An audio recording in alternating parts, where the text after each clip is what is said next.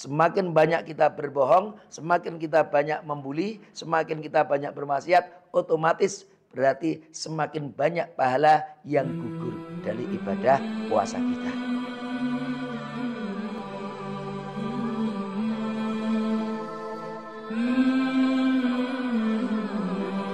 Assalamualaikum warahmatullahi wabarakatuh. Alhamdulillahi rabbil alamin. Wassalatu wassalamu ala asyrafil anbiya'i wal mursalin Muhammadin wa ala alihi wa ashabi ajma'in. Asyhadu an la ilaha illallah wahdahu la syarikalah wa asyhadu anna Muhammadan abduhu wa rasuluhu la nabiyya ba'dah. Allahumma sholli ala Muhammad wa ala alihi wa ashabi ajma'in, amma ba'd. Pertama, mari kita selalu panjatkan puji syukur kehadirat Allah Subhanahu wa taala atas segala nikmat yang telah diberikannya kepada kita semua, khususnya nikmat iman dan Islam. Selanjutnya kita juga wajib bersyukur kepada Allah Subhanahu wa taala karena alhamdulillah kita masih diberi sehat oleh Allah. Kita masih diberi hidup oleh Allah. Mudah-mudahan nikmat-nikmat ini kita terus gunakan untuk mengumpulkan pahala dari Allah Subhanahu wa ta'ala.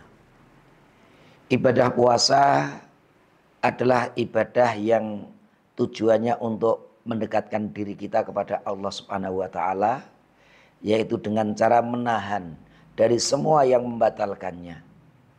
Baik itu berupa makan, minum, berhubungan suami istri, sejak dari terbit fajar sampai tenggelam matahari. Itulah ibadah puasa. Dan jelas kita semuanya sudah hafal hadisnya. Man shoma ramadhana imanan wahtisaban ghufira lahu ma taqaddama min dzambihi. Siapa yang berpuasa di bulan Ramadan ini dengan penuh keimanan dan keikhlasan, maka semua dosa-dosanya akan dihapus oleh Allah Subhanahu wa ta'ala. Tapi kita harus benar-benar waspada bahwa ibadah ini banyak cobaannya, ibadah ini banyak pengganggunya, ibadah ini banyak yang menggodanya agar kita umat Islam ini gagal di dalam berpuasa.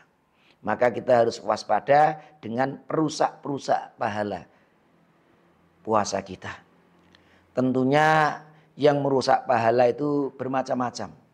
Ada perusak-perusak pahala, bahkan tidak hanya pahala kita, merusak ibadah puasa kita, yang menjadikan ibadah kita, puasa kita ini tidak diterima oleh Allah Subhanahu wa ta'ala.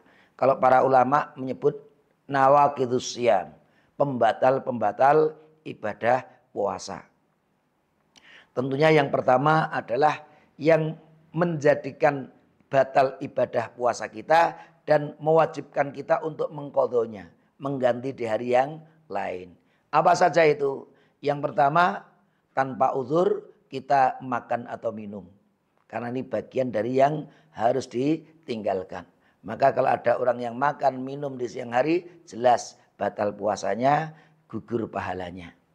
Yang kedua, kalau kita syahwat kemudian junub dengan sengaja, maka keadaan junub menyengaja junub di siang hari Ramadan itu juga akan membatalkan puasa kita. Kemudian tentunya kalau kita berniat untuk membatalkan puasa, itu juga otomatis ibadah puasa kita batal. Dan orang yang murtad jelas otomatis ibadah puasanya batal.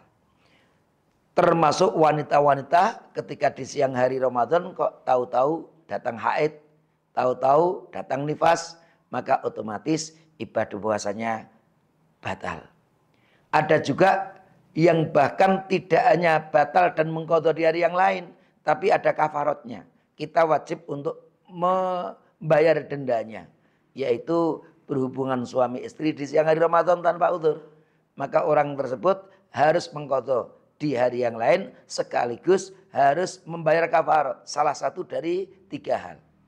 Yang pertama harus memerdekakan budak. Kalau tidak ada budak boleh. Yang kedua berpuasa 2 bulan berturut-turut. Kalau tidak mampu boleh mengambil yang ketiga, yaitu memberi makan 60 orang miskin. Tentunya Orang-orang seperti itu ibadah puasanya gagal, rusak pahalanya, dan harus diganti dengan hari yang lain. Tapi di luar itu tentunya juga ada hal-hal yang bisa menjadikan pahala kita itu rusak.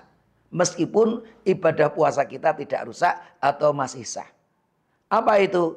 Yaitu kalau kita meninggalkan kesunahan-kesunahan. Hal-hal yang disunahkan kok kita tinggalkan. Kita tidak sahur. Sahur itu bagian dari yang disunahkan. Maka mestinya kita tidak meninggalkannya. Kenapa? Karena kalau kita meninggalkan sahur berarti kita melepaskan pahala. Karena di dalam makan sahur itu ada pahalanya.